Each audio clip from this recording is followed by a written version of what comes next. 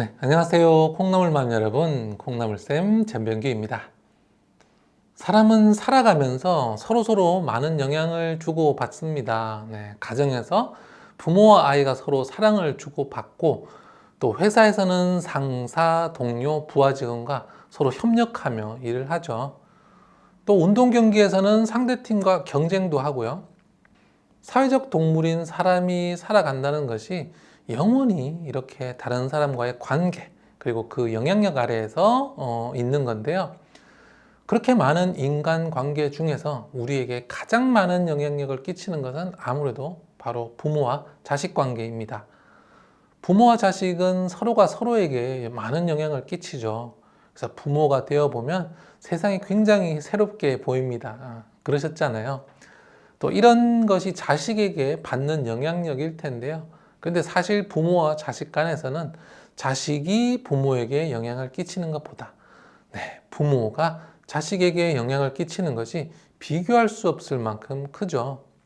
이미 다 큰 성인인 부모보다는 이제 막 생명 활동을 시작한 세상을 배워가는 아이들이 부모에게 더 많은 것을 배우고 더 많은 영향력을 받는 거 어쩌면 당연한 이치입니다.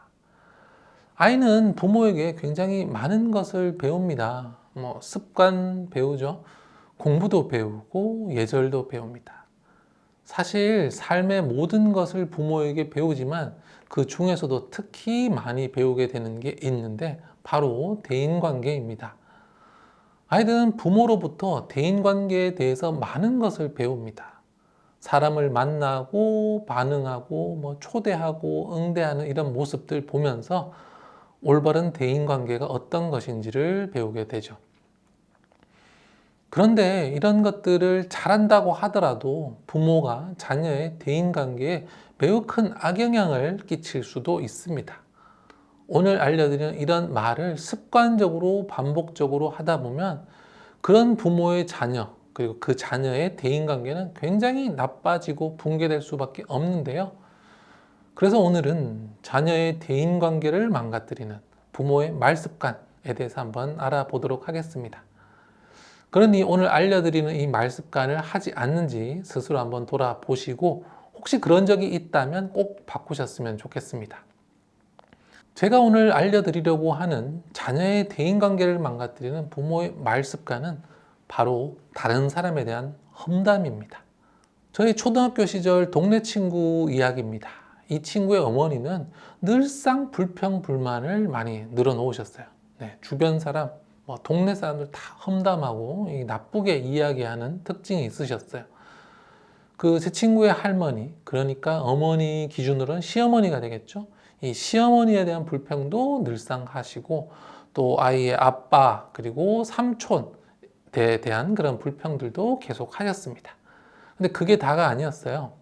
본인의 형제 자매인 그 아이의 외삼촌, 이모, 또 고모 다 늘 이러쿵저러쿵 말이 많았습니다. 친구 이야기를 들어보면 그 친구의 어머니는 세상 모든 사람을 욕했습니다.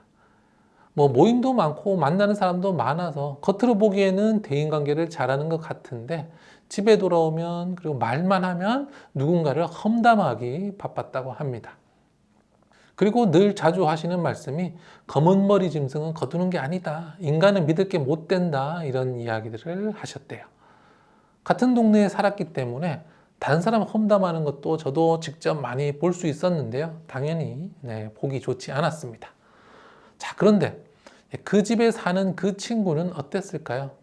그 친구는 동네에 함께 살아서 가끔 어울리기는 했는데 깊이 사귀지는 못했어요. 그 친구가 늘 사람들을 경계했기 때문인데요. 가끔 놀면 가까워지는 듯 했지만 무언가 늘 거리를 두는 느낌이고 사람들 사이에서 좀 편안하지를 않았습니다. 그런데 저와만 그랬던 게 아닌 것 같아요. 그 친구는 다른 누구와도 이렇게 좀 깊이 친해지지 않았는데 늘 뭔가 사람을 경계하고 머뭇거리고 뒤로 빼고 혼자 있는 걸 좀 더 편해하는 것 같았습니다. 그때는 몰랐어요. 그 친구가 왜 그렇게 하는지, 왜 함께 놀지 않는지 몰랐는데 근데 제가 성인이 되고 교사가 되고 이렇게 교육 전문가가 돼서 공부하고 연구하다 보니까 이해가 되더라고요.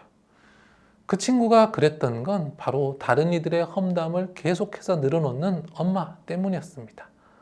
엄마가 주변 모든 사람들, 친척, 가족, 친구들 모두 다 욕을 하니까 그 누구와도 친해질 수 없고 그 누구도 믿을 수 없고 그 누구도 좋아할 수가 없었던 거죠. 인간은 어떤 개념을 가지고 세상을 바라보거든요. 예를 들어서 인생이라는 것에 대해서도 우리는 개념이 있어요. 그래서 어떤 사람은 인생은 참 즐겁고 여행 같은 거고 행복한 거야 라는 그런 생각, 개념, 관념을 가지고 있고, 반대로 누군가는 인생은 참 전쟁이고 투쟁이고 늘 고통뿐이야 이런 생각을 가지고 있는 사람이 있습니다. 사람이 어떤 일을 겪을 때 그에 대해서 어떻게 생각하고 반응하는지는 바로 이런 개념을 통해서 결정하거든요.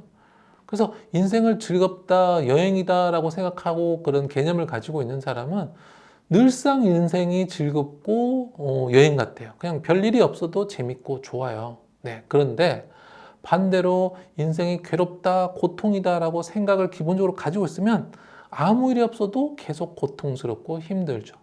문제가 없어도 뭐 좋은 일이 곧 끝나고 또 문제는 곧 생길 거다 이런 생각을 가지고 있는 거예요. 이렇게 모든 것에 대한 개념과 선입견과 관념을 가지고서 세상을 보는 인간이다 보니까 실제 세상을 보는 게 아니라 자기의 관념과 개념에 따라서 세상을 보거든요. 그 관념을 통해서요. 그러면 그 친구 같은 경우에는 어땠을까요? 그 친구 같은 경우는 사람이 어떤 존재다라는 그 개념이 매우 매우 부정적이고 나빴던 거예요. 어릴 때부터 부모님이 계속해서 모든 사람을 욕을 하니까 모든 사람은 배은망덕하고 나를 결국 배신할 거고 이 관념이 머릿속에 꽉꽉 박힌 거죠.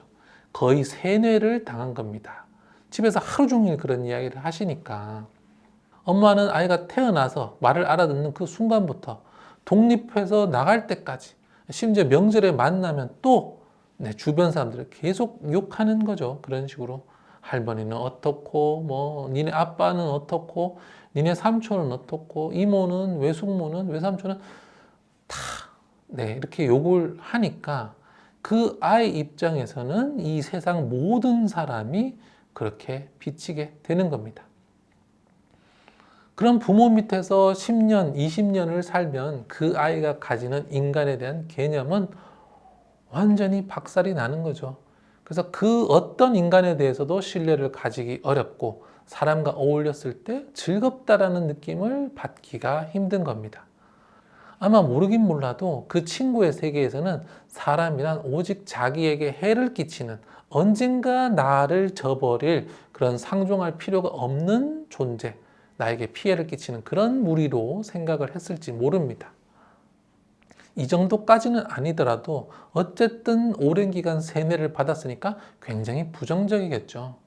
그래서 우리 부모님들 절대로 아이에게 다른 사람에 대한 험담을 계속 하시면 안 됩니다.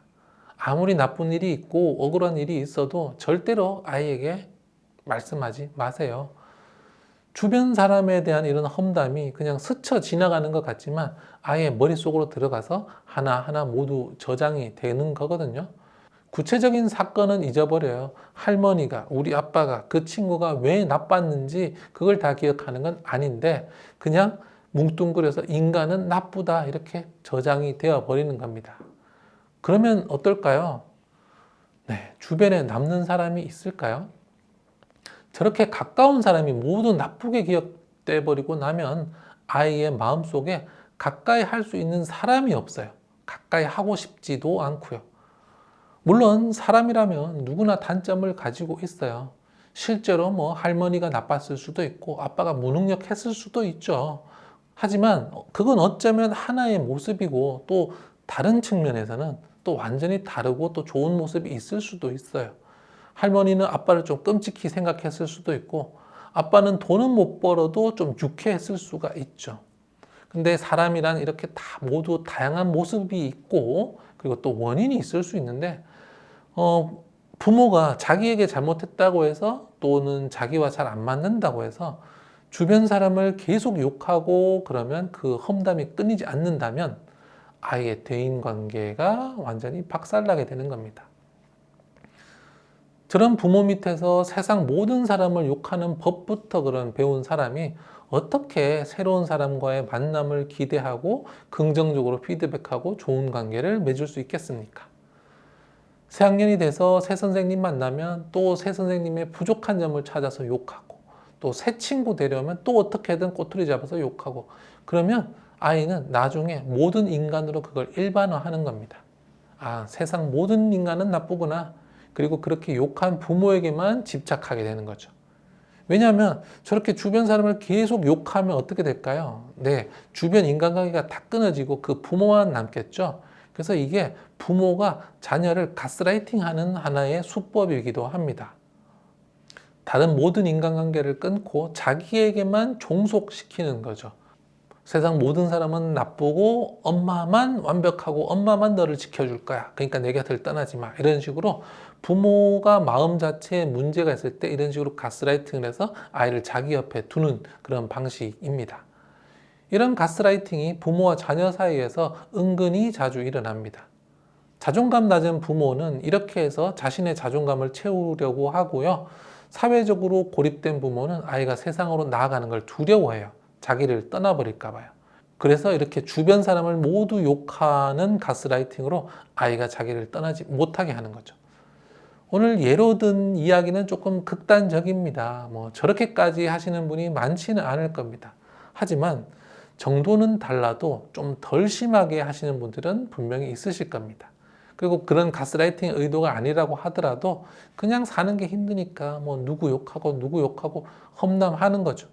그게 아이한테 하는 게 아니라 그냥 혼자 넋두리 하는 걸 수도 있습니다. 그런데 절대 그러시지 마세요. 부부끼리 서로 단점을 서로 이야기하지 마세요. 네, 아이가 다 듣습니다. 서로의 장점을 이야기해 주시고요.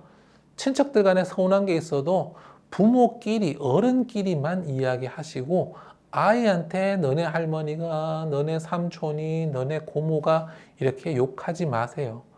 아이 친구가 오면 좀 마음에 안 들어도 그냥 잘 맞아주세요. 새 선생님을 맞았는데 또 너네 선생님은 어떻고 너네 선생님은 어떻고 자꾸 트집 잡지 마시고 좋게 말해주세요. 그래야 선생님께 열심히 수업 듣습니다. 부모의 말 한마디는 그냥 말 한마디가 아니에요. 부모의 말 한마디는 아이가 세상을 바라보는 그런 창이 됩니다. 그 창에 먼지가 많이 끼어 있지 않은지 여러분의 말을 돌아보는 시간을 가져보시면 어떨까요? 네, 저는 계속해서 좋은 교육 정보로 돌아오겠습니다. 감사합니다. 콩나물쌤이었습니다.